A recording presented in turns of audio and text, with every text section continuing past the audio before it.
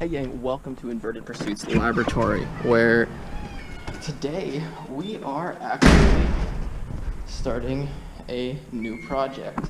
This project has been nicknamed the Death Trap by my girlfriend, and so you may hear me inadvertently respond to it as that, because that's pretty much the only thing she'll call it.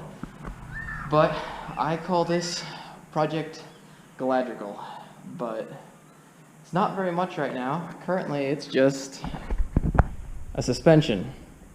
So this is actually the front end, an independent front suspension, because it's got a completely self-contained suspension unit here for a 2005 Mercury Grand Marquis. Now, some of you are car guys and know about Ford F-100s. These Grand Marquis suspension are identical to what is being used out of a Crown Vic. Crown Vic and Grand Marquis actually have identical suspension setup. So I just kind of went hunting at the local junkyard for this and managed to find one. These are actually really reasonable in comparison to what you could buy a refurbished one for online. But as you can see, I actually didn't get this suspension with power steering, so I've been in the middle of messing with the power steering linkages that will actually allow me to drive the vehicle. So since I don't actually I'm not planning to actually have an engine sitting up front here. This is just simply going to be a dead area, and it'll be a mid-engine car with it being in the back end. But my current thought is just to put a reservoir for it to pull fluid from, something large enough to give it a nice gravity feed, and see if I can get any assist out of that. Otherwise, I'll be coming up with some electrical solution I can run off 12 volts and maybe a car battery or two. But this is the introduction of Project Galadrigal.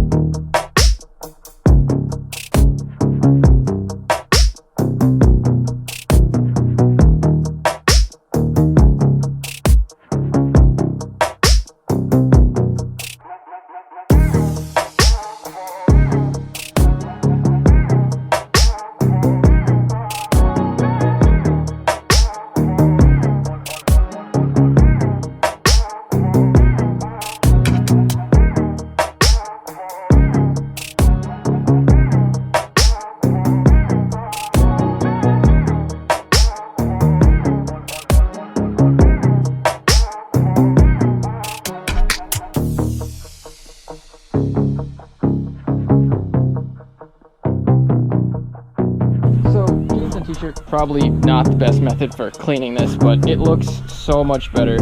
I realized after I sat down to try and start messing with the power steering stuff that I really needed to get it cleaned up before I started tearing the power steering apart and unplugging all the hoses. I don't really know what water will do to the inside of a power steering line, but I'd rather just not figure out. So I got her up on the engine hoist and pressure washed her off, but water and jeans, can confirm, don't mix.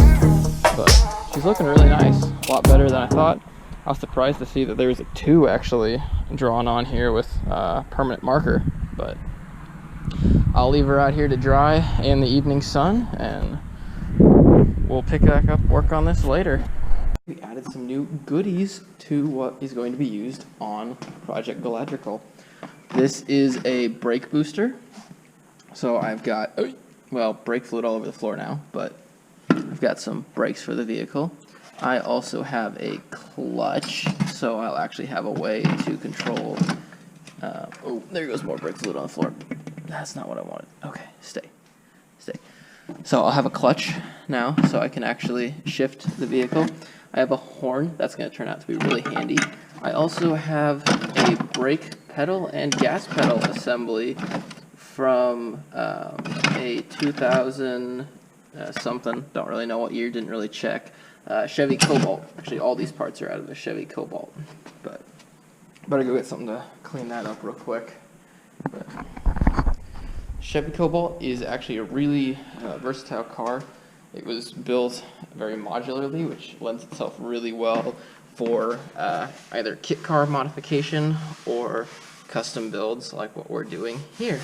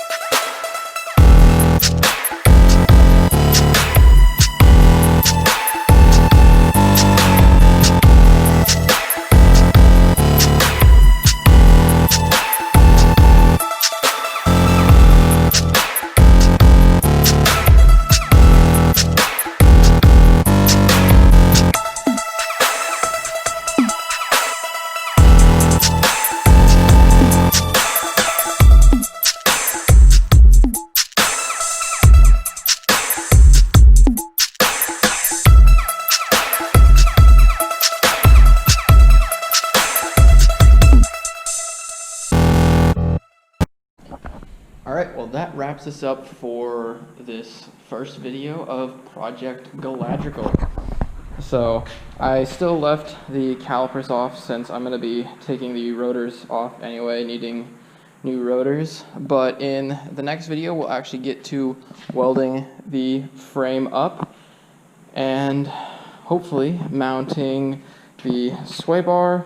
Front suspension will be mounted to the frame and start heading in the direction of getting the pedal assembly mounted, maybe a seat in there just to see where the steering would sit, and we can start moving towards having the front end of a vehicle. So thanks for sticking around and watching. Please consider subscribing. I've got many more videos, quite a few, on the restoration of the Lightstar or LS01 over here.